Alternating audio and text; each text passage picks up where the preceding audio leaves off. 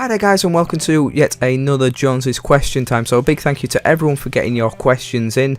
Had quite a few in, so I've got a few left over already for next week. But as I always say in every episode, and also in my diaries, please keep on sending all your questions in, no matter what they are, no matter how wacky they are, how mundane you may feel they are. Just any questions is just absolutely fantastic. The more the merrier. You've done me proud so far, guys, so just keep up the fantastic work. And it all should be good. So we're going to crack straight on with Chris Gatenby, who sent in a question last week, and I did promise him I would answer his second question that he sent in this week. So he has said, or asked, should I say, where do you see yourself personally and professionally in 5 years' time? So looking personally, I would just like to see myself very happy and settled in my own house in 5 years' time. I don't think it'd be, just happy in myself, whether that is with someone or just, happy and content on my own, really. That's all I can really ask for personally. To still have a nice, decent group of friends around me. I know that I'm always going to have a very loving and supporting family around me. So personally, that's all I can really ask for in 5 years' time. Professionally, obviously, as I've mentioned before, the dream, and ideally I would love to have a successful YouTube channel that I can, live off. If in 5 years' time I am not at that stage, I think I would just be happy to have what I would consider a successful YouTube channel. Maybe hopefully one day a couple of thousand subscribers I think would be fantastic, and pretty good for someone who just blabbers on like this non-stop for however long every video. That would be pretty nice. But if I never do get to the stage where I can actually decide not to have a full-time job and actually have YouTube as my full-time job, in 5 years' time I can't really see myself still in my current job, because as much as I do enjoy it, there's no way of me progressing onwards from it, which I need to have some kind of challenge. I need to see that I can progress somewhere where I'm happy with the job that I'm in at the moment, and I'm happy to do that for a couple of years because it's a decent wage. I'm well looked after and it's a job that I can do, but with it being a small family business, there's no way of me getting any promotions. There's no way of me kind of bettering myself there. So in 5 years' time, like I say, if YouTube isn't the thing that I'm doing, then hopefully just in another job, maybe within the same kind of business, that kind of retail thing, or maybe within the furniture business or something, but in a higher kind of role. I'm not speaking or talking about being a manager, but just something a bit more than what I am now, really, where I can progress myself and I can challenge myself daily. That's all I could really ask for, because it's good to be safe, and it's good to have a job that does back you up and looks after you, especially in the climate that we're in at the moment. But on a personal level, I could not do this job for the rest of my life knowing that would be it. I'd like to feel like I was better than that, really. That I don't want to say that in a big-headed way, but I'm sure a lot of you out there will feel the same. I mean, we're all different. I mean, some people do like being safe and just secure in a job, and of course that's all you kind of do want from a job, really, is security. But there are people that like to push themselves a bit more, and I consider myself to be one of those people. I mean, me and Lee have always, well, not always, but have said, it'd be nice if things didn't work out here to kind of set up our own business. I mean, whatever that would be, I don't know, like me, Lee and Charlie doing our own business. I know that sounds like a very dangerous thought, but it would be something that we feel could work, and may even work as an advantage towards the YouTube thing. We'd be able to do our own thing there. But going self-employed and setting up your own business, there is a massive lack of security there, really. So whether that could be a thing, I'm not quite sure, really. But great question, Chris. Thank you for the ones you sent in, mate. Really do appreciate it. Moving on. Russell Melford asked me, he said, "Hi Jonesy, have you ever been chased or got into trouble at a football match?" No is the answer. Certainly never been chased, and me personally, I've never been into or involved in any trouble at a football match. I have seen it happen. Of course, you know, a lot. Well, I say a lot of it goes on. It's certainly not, you know, as bad as it used to be.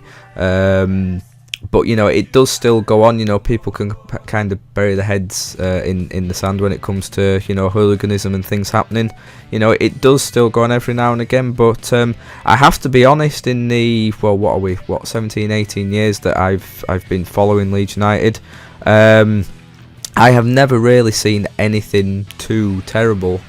The first time, when I went to Man United away, when we were still in the Premier League, or Premiership as it was then, I think it must have been 2002, 2003. We lost 2-1, and Mark Viduka scored a header. Going into that game there, we were kind of funnelled in by stewards. It was a midweek game on a Wednesday night, I believe. And we were all kind of being channelled in by the stewards, and bottles and stuff were being thrown at us. One just narrowly missed my head and went on to hit a poor stewardess on her head and cut her up, and that was really not nice to see. I mean, like I said, I'd been 12 or 13 at the time. I'd just started going to away games as well. So that was pretty dodgy, and then coming out, getting a police escort and going past pubs with Man United fans sort of literally being kept in the pubs by police and seeing things being smashed around. Like, looking at the grand scheme of things, it wasn't much, but for, you know, a young 12, 13-year-old lad, it was pretty hairy, pretty daunting. And yeah, once, I think I've been to see us at Sheffield Wednesday 2 times, and on the second occasion when we came out, the supporters kind of merged into one, and at one point a Sheffield Wednesday fan started singing stuff about Turkey, and that caused a pretty minor scuffle really, but you know, it was some proper punches being thrown, you know, they weren't messing about like. And speaking of that, actually, yeah, at Leicester again, when we were still in the Premier League, was it the Championship? Sorry, my mistake, it was the Championship. When it was the last away game of the season. I was stood right next to the segregation there, and again some Leicester fans started chanting some Turkey stuff, and I was kind of basically in the middle of just this big throwing battle. There was all sorts been thrown about. So yeah, that's kind of the worst that I've seen really. You know, I definitely don't like to say that I want to be in the middle of any trouble that happens at football. Yeah, that's kind of the extent that I've seen, Russell. So yeah, definitely never been chased or actually involved in any trouble, but I've certainly seen a few things happen anyway. So moving on again, back to YouTube stuff. This is quite a nice one actually. This is a good one. This is from TR Gamer, and he asks, do you have any advice on a YouTuber just getting started? My advice would be, do it for the love of creating content, and not for, you know, going to trying to be, you know, a big star of YouTube. You know, I'm not saying, you know, when you start out, don't set yourself goals. You know, I think that's a good thing to do, especially, you know, kind of as I was just talking about, you know, challenging yourself and pushing yourself. But I think when I first started out as a YouTuber, you know, I was literally just doing it as a side note, as a hobby thing, just something to kind of keep my eye on doing, you know, sports journalism and talking about sports, and just kind of being an entertainer really. And I think too soon after that I was you know, looking at the bigger YouTubers like Nerdcubed and everything, and I started to try and copy other people's style and thought, oh, it's working for them, it'll work for me, and you kind of lose your way really, and you kind of start putting stuff out that, you know, you think people are going to go for and everything, and you know, you can do that and people might watch it and you may become successful that way, but for me, you want to stick to your roots, stick to what you really love to do and what you have a passion for doing. You know, that's why I really I'm enjoying YouTube at the moment, for me personally, and for Bartat as well. You know, myself and Bartat, we are putting out content that we enjoy doing, you know, that we find, you know, ourselves entertaining. And, you know, obviously for me it's different, because obviously I do have the more subscribers, but I have been doing it a lot longer than what Bartat's been doing. You know, my sub count is slowly going up, and it's actually working. It may be going slower than what it would have been if I was just constantly putting out football videos and the away days videos and stuff. And, you know, like I said, I could do that and I could get all the views and it make me more money, but I wouldn't enjoy it if that's constantly what I was doing. So, you know, just starting out on YouTube, set yourself a plan of what you want to do. You know, are you going to be a vlogger? Are you going to be a gamer? Do you want to kind of give instructional videos on how to do things? You know, do you want it to be a kind of a music channel where you do your own music? You know, just set out a goal of what you want to do, and you just kind of build it and work at it as you go along. And I can guarantee you, the first video that you put out and the first few videos that you put out, say within 6 months to a year's time, you will have kind of gone from that and built upon it and got it to a stage where, you know, you're happy with. Like I say, if you stick to doing that and you just concentrate on your own work instead of maybe trying to emulate someone else, then you will, one, be very happy with what you're doing, and two, you know, you will hopefully by that time have built up, you know, a little fan base and everything. And, you know, although it's nice to feel that, you know, you could be, you know, a big star and on YouTube and everything, and it, you know, being, you know, PewDiePie and Zoella and, you know, all these people, Dan and Phil, you know, it paints like a very glamorous lifestyle and everything. At the end of the day, if you're entertaining people and people are choosing to watch your video as part of their daily entertainment routine, that is just the best feeling in the world. And like I said before, you know, 582 subscribers I've got, you know, to the top people and the big people, that's absolutely nothing, but to me it's the absolute world. And if you just think about, you know, entertaining and doing your videos to those people, you know, I would be filling Leeds City Varieties theatre, you know, performing to those people. And if I imagine that every time I'm doing these videos and vlogs and diaries and everything, it's crazy. It really is crazy. So yeah, that's my one biggest I've kind of rambled on a little bit there, sorry about that. But yeah, I would just say, you know, when you start out, just stick to your guns, stick to what you want to do. Don't be influenced. Well, no, don't. Obviously take influences from people, but don't be completely guided by other YouTubers that you like. You do what you want to do and you'll be happier, because trust me, if you start trying to emulate other people, it does start grinding you down and getting to you. So yeah, that's what I'd say. I could talk about this subject for quite a long time, and I might even do a separate video on it actually, but thank you TR Gamer for that question. It's very much a thought-provoking one actually. On to something a little less thought-provoking. Future Law, Lee, of course, has asked me, can I count to 10 in less than a second? So let me get the timer up on my phone and let me see if I can do this. I already know what the outcome's going to be, but let's give it a try. So, 1, 2, 3, 4, 5, 6, 7, 8, 9, 10. That was 1 second and 11 milliseconds. Let me try again. 1, 2, 3, 4, 5, 6, 7, 8, 9, 10. Oh, that was 1.13 that time, so I actually got slower. If I just try it one more time. 1, 2, 3, 4, 5, 6, 7, 8, 9, 10. Yeah, I think that counts. I definitely think I got that time. That was well under a second. Anyway, moving on from that one, Jack Kirby has asked me, how many away games have you been to? I've actually, it was impossible for me to actually think of this, but I do have a very useful app on my phone. I think it's called Groundhopper, is it? Yeah, Groundhopper. I've got that as an app on. I know it's on the iPhone and on the App Store. I don't know if you can get it on Android or not.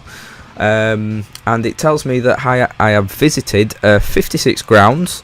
I think it's only 49 of the current 92 Football League grounds, but overall over the years I've visited 56 grounds.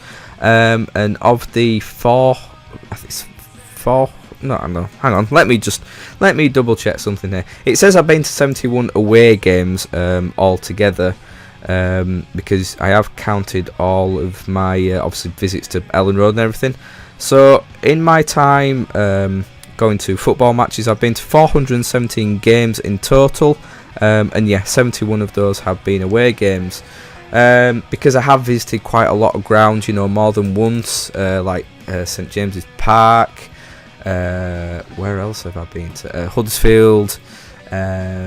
Quite a few. Barnsley as well. I've been there like 3 times. Then there's others I've been to twice. So yeah, it works out. I've actually been to 71 away games, which isn't too bad really. Bearing in mind that when I was young, sort of during school, I only went to like a few a season, and obviously my parents paid for that, but as soon as I got to the age of 16, I wanted to pay for my own tickets and everything.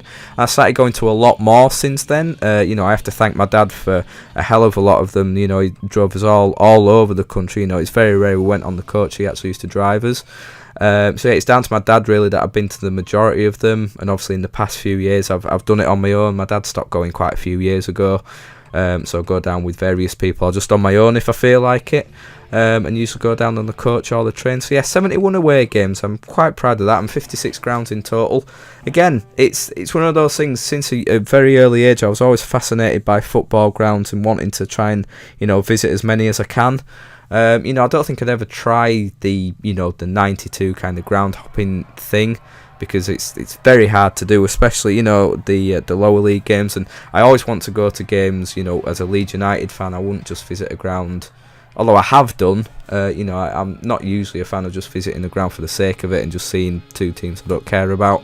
So yeah, that's the answer, Jack. I have been to 71 away games, and of those 71 away games, I've been to 56 grounds in total. So it's I don't even want to think about the money that I've spent there. And finally, James Eady on Twitter asked me. Yes, he asked me. He asked me, if you could only listen to one song forever, what would it be? And I can't choose a less than J track. You mean person, James. It's a very, very hard one. I'm trying to think of sort of songs that I used to listen to, over and over again when I was younger. It really is a tough one. There's quite a few Red Hot Chili Pepper songs that I really, really loved listening to that were just very easy to listen to. Like Under the Bridge is kind of a classic. I could quite easily just listen to that over and over. A lot of Offspring songs as well. That I have to say, one in particular was I Want You Bad, but that's not really. I think that would actually grate and grind on my nerves quite a lot if they were just constantly listening to that. But I think one timeless one that I would never tire of, it's quite a long song, and it is Freebird. It's just such a classic. I mean, strangely enough, I'd never actually heard, as a rock fan and everything, I'd never heard the song before it came to Guitar Hero 2. So I was about 15, 16 the first time that I heard it, and I was just blown away by it. I mean, it's just amazing. I mean, I love the kind of melodic slow start to it, and then just that build up to the guitar solos in it, and the end part, which is just the crazy part of the song. I just love it. It is one of those songs that you can just put on in the background and just listen to non-stop. So for me, a song that I would not get tired of and that I could listen to forever, and it would be the only song, would be Freebird by Lynyrd Skynyrd. I would be interested to know how that would work though, if I could only listen to one song forever. Like if I was, if someone else was listening to the radio and a song came on, would I only hear Freebird whilst they heard another song, or would I just constantly have like it playing in my head? I don't know. It's quite weird to think about. I won't look into it that much, James, but thank you very much for the question there. And that brings the end to week 4 now, or week 5 of question time? Yes, that was a good one. I really enjoyed that one. Sorry for rambling for the YouTube question there. But yeah, I do think I could make a separate video out of that, to be honest. But yeah, thank you everyone once again for getting in your questions. But as I say, even if you've sent them in already, send in even more questions for next week, so I definitely need a build up for that. I've got one or two that I've held over, but yeah, certainly need quite a few more. So as I say, please do keep it varied. As I mentioned last week, I enjoy answering the football ones and the Leeds United ones, but if you could sort of just vary it up again, like I say, if this week or last week you asked a Leeds United question, ask a different one. It doesn't have to be sport related, it can be anything you want. Think along the lines of all the questions I've had today. That is a perfect balance for me. I've really enjoyed that variety of questions. So yeah, I'm going to leave it there, guys. Thank you very much for watching. If you haven't already, then please do like the video, and if you could subscribe to me as well, that would be so much appreciated. Thank you for watching, guys. Guys, I went very Dutch there, didn't I?